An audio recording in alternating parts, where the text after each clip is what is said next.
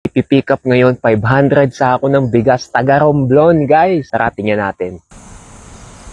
Yun yung pulang truck, yun yung taga Romblon. At alas 5 pa lang na madaling araw nandito na yan. Itong kulay green na truck naman, ito yung bigas na deliver sa amin. Uunahin nga namin ikarga yung order ng taga Romblon at saka namin i-discarga yun. At itong ang jeep ay pipick up din sa amin. Pero nakisuyo kami na dun muna siya sa gilid. Kakargahan na rin kasi namin itong taga Romblon.